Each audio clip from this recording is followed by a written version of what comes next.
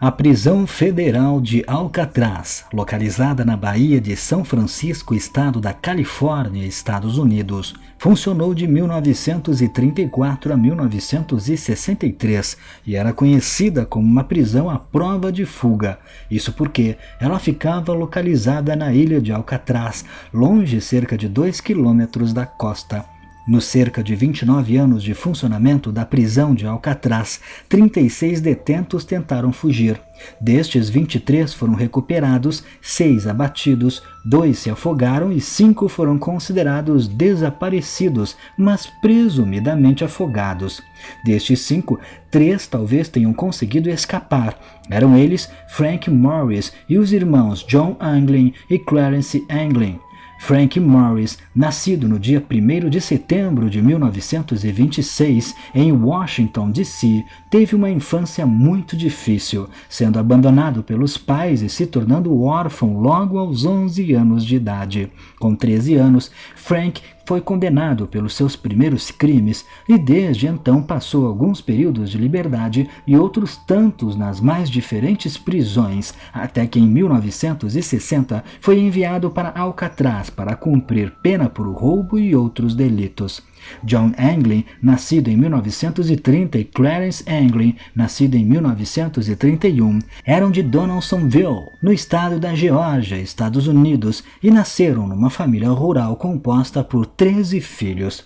John e Clarence eram inseparáveis desde a infância e logo cedo começaram a praticar pequenos delitos, até que no início dos anos 50 iniciaram roubos a bancos e outros estabelecimentos grandes, o que resultou na captura da dupla em 1958, após uma tentativa fracassada de roubo de uma agência bancária. Os irmãos cumpriram sentença na prisão estadual da Flórida, depois foram transferidos para a prisão de Atlanta e, devido a várias tentativas de fuga, acabaram em 1960 sendo finalmente transferidos para Alcatraz.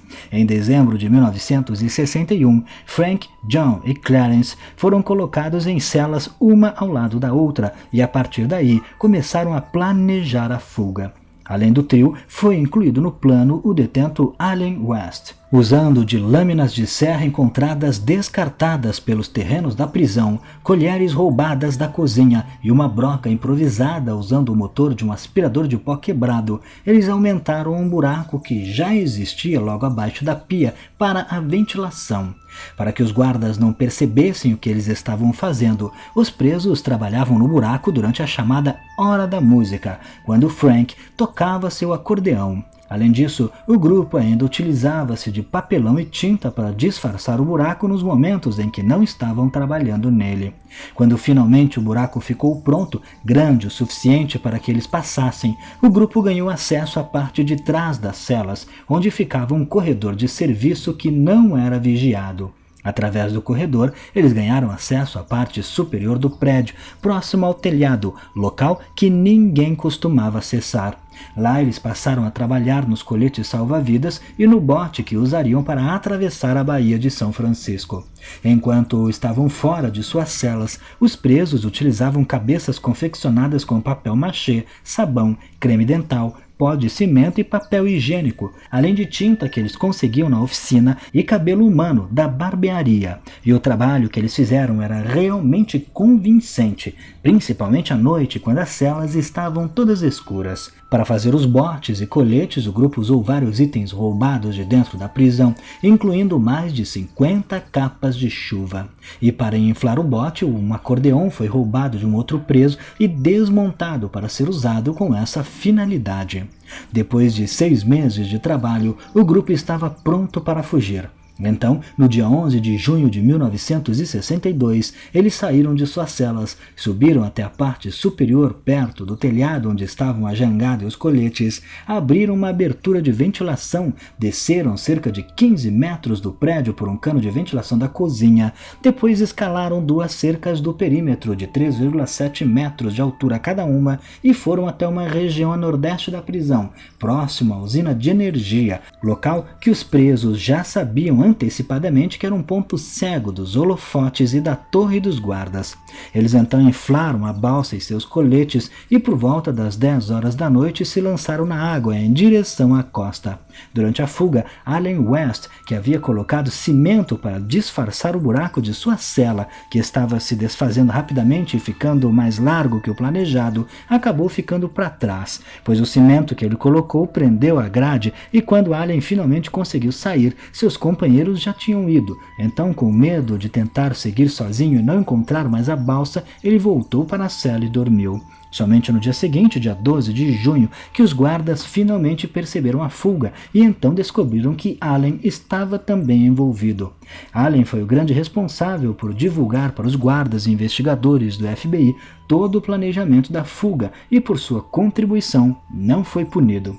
Forças policiais e militares se envolveram nas buscas pelos fugitivos, tanto por mar quanto por terra. E no dia 14 de junho, um navio da guarda costeira encontrou um remo flutuando a cerca de 180 metros da costa. Mais tarde, naquele mesmo dia e no mesmo local, trabalhadores encontraram uma carteira embrulhada em plástico, contendo os nomes, endereços e fotos de amigos e parentes dos irmãos Anglin. No dia 21 de junho, pedaços de material de capa de chuva foram encontrados não muito longe da ponte Golden Gate, e no dia seguinte, dia 22, um barco da prisão encontrou um colete salva-vidas esvaziado, feito do mesmo material das capas de chuva da prisão de Alcatraz. Fora isso, nenhuma evidência ou corpo foi encontrado que indicasse que os 3 fugitivos tivessem se afogado.